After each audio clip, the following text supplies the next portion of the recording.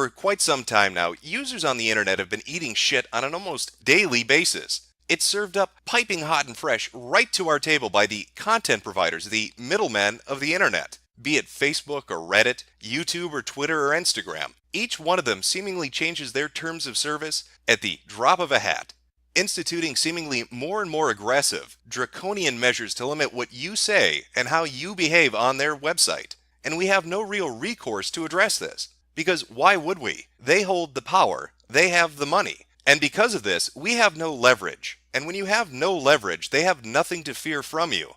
And fear, well, fear is a great motivator. Fear is what makes somebody afraid to act. In the case of these content providers, these middlemen of the internet, they have nothing to fear from us as a user. And so they feel free to continually update these terms of services, to continually change the shape of the internet into a dystopian hellscape. And it was already bad enough when it was these social media platforms.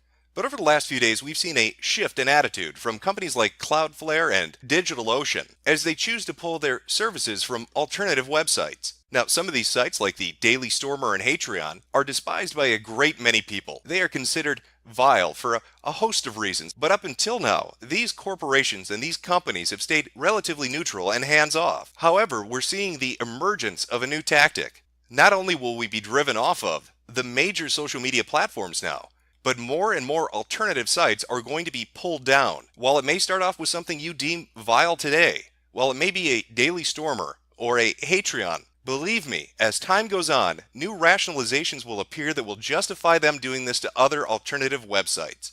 And again, it goes back to the very basic principle that we as users have zero leverage to stop them from doing it. However, I'd like to propose an idea that we aren't necessarily as helpless as we may believe ourselves to be. Because I want to reintroduce to you a concept from the Cold War: mutually assured destruction. Now, MAD was a deterrence principle. It was a basic, simple concept that two equally powerful opposing forces would be too afraid to initiate a confrontation due to the immediate retaliation they would face. In the case of MAD, that was nuclear obliteration, a apocalyptic scenario where the United States and Russia would engage in an all-out nuke battle, where we'd all be living a Fallout fantasy of dying of horrible radiation poisoning.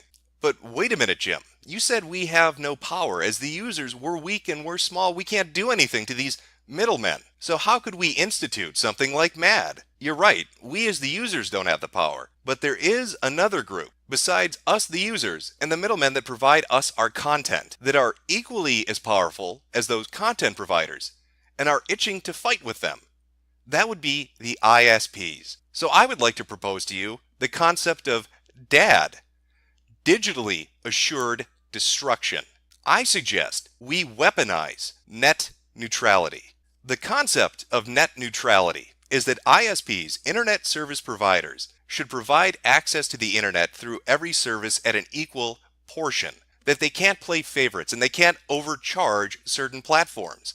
Now, every company that's on the internet likes that idea because they don't want to be the company that an ISP says, hey, you're getting a little too much traffic, we want you to pay us more money for it, or we're going to slow down service, resulting in your users leaving your platform. So it makes perfect sense why the middlemen, the content providers, would hate net neutrality. Now, for the longest time, it wasn't these major corporations, it was us, the users. We were the ones fighting against ISPs getting that kind of power and being able to play an economic game of warfare with all of these Silicon Valley shitholes. But if we're going to be censored anyway, if we're going to be driven off of the main social media websites, if we're going to have our alternative websites taken from us, if we're going to be made voiceless and set adrift in the digital ocean, then why don't we just threaten to burn the whole fucking thing down? And we can do that by threatening to side with the ISPs, by dropping our resistance to them wanting to get their hands on net neutrality. We can set up the scenario where they're too afraid to fuck with us,